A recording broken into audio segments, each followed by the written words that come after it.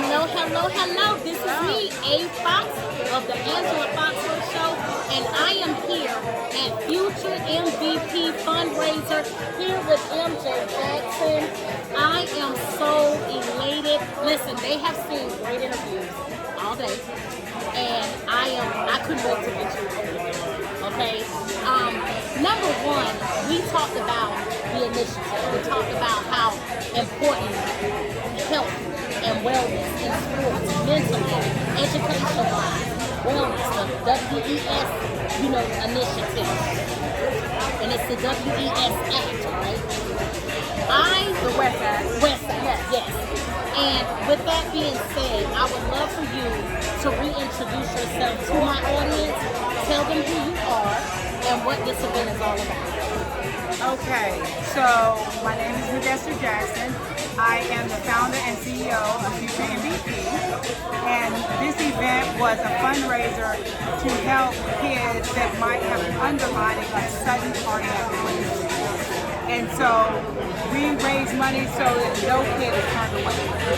And so we think from silent donors to this event, we think we've raised a good amount of money. And we're excited. I love that. And listen, what really struck me here today is that we're in the middle of a political season that is definitely, this probably is one of the most political seasons we've ever had.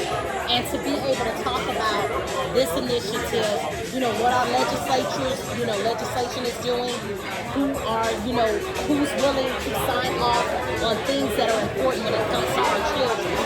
And when we look at, people talk about, our economy, the economy, or what we're going to be doing about, Democrat, Republican, whatever it is. But I think when you have such a great loss as losing a child, it kind of puts everything in perspective after that. You know what I mean? And so I would like you to share your story and how this all came about for you. Okay. So my son was Wesley L. Smelly. He died in 2009 of a heart attack to the right side of his heart. He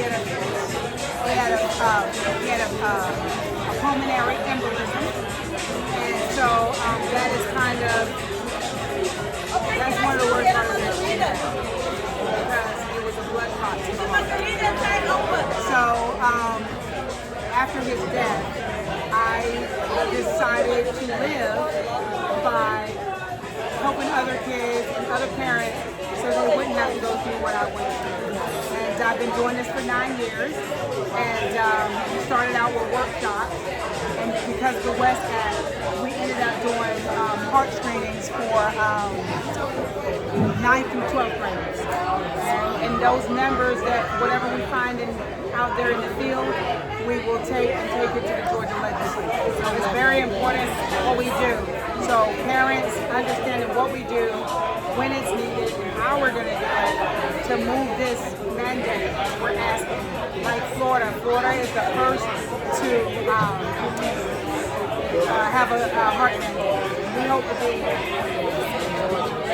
more than Georgia or another state. It takes a difference. So we just, whether it's in Mississippi, Alabama, we just kind of keep spreading it through the states. It becomes a thing. And I think it is so extremely important because I would have never thought that someone that young would even have any, heart ailment. Well, yes. There is sudden cardiac arrest when there's an underlying or enlarged heart, or some type of muscle is or maybe not eating right, and it finally catches up with them. It's in the family. And so we know that sudden cardiac arrest is the #1 killer on the school campuses and athletes. Basketball, soccer, and football is the leading in sudden cardiac arrest. So we're just trying to bring awareness, CPR. We have a wonderful doctor out of Nashville, Tennessee that's coming to our school that we have in South Atlanta High School. And she's coming to teach kids. She's a phenomenal job at teaching CPR to parents and special kids. So we just just trying to get another way that we can get a handle on it because it's 5 to 10 minutes before the fight. And I just, again, just making me aware of just what's going on just today. It is going to be so important, and I know that it's going to be well received. Real quick, can you break down the West Act just to let our audience know what that is all So about? the West Act is the same thing that Florida has, with a little bit of sugar on the top, a little bit of icing. We want to see different in our state. And again, you know, whether it's in Alabama, whether it's in Georgia, Mississippi, or Florida, it takes a village. And so Florida has done a phenomenal job at what they put in place. And we're just asking our neighbor states to support what we're doing and to, you know, get involved, and other states to get involved. We're certainly here at FutureMVP. We have any other state that's trying to do this mandate as well. Because it's going to take a And so many people said that you are just absolutely amazing. They appreciate you. They don't mind showing up for you, and I can see why. I honestly can see why. And so, tell our audience how they can support, how they can, you know, stay in touch with you. Just give them any information and a word of encouragement for anybody out there. So you can reach out to us, info@futuremvp.org. We're on Instagram at FutureMVP. We're on TikTok. I'm not very good at the social media. We're going to work on that, I promise. But you definitely can get word to us at info@futuremvp.org. My staff, we're always checking. And I'll make sure to put those links on my page as well, so that they have access. And if I can just tell any parent, and I want to speak to the parents, I was a suburban mom. Never in a million years thought that something like this could happen to me. Or my son.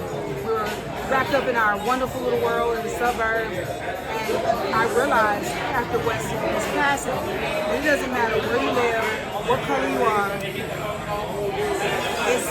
if it's an underlining that is not being addressed, it don't matter what color you are, it don't matter where you live at.